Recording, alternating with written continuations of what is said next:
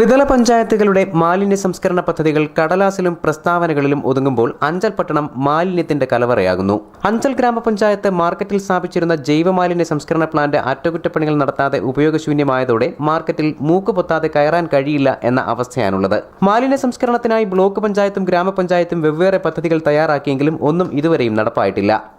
പട്ടണത്തിന്റെ വിവിധ ഭാഗങ്ങളിൽ നിന്ന് ശേഖരിക്കുന്ന മാലിന്യങ്ങൾ ഇപ്പോൾ മാർക്കറ്റിലാണ് ഗ്രാമപഞ്ചായത്ത് നിക്ഷേപിക്കുന്നത്.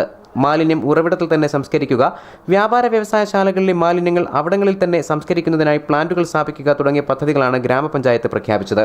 പൊതുമേഖലാ സ്ഥാപനങ്ങളുടെ സഹായത്തോടെ അഞ്ചലിലെയും പരിസര പഞ്ചായത്തുകളിലെയും മാലിന്യം ശേഖരിച്ച് സംസ്കരിച്ച് ജൈവവളം ഉത്പാദിപ്പിക്കുന്ന പ്ലാന്റ് സ്ഥാപിക്കുമെന്ന പ്രസ്താവനയാണ് ബ്ലോക്ക് പഞ്ചായത്ത് നടത്തിയത്.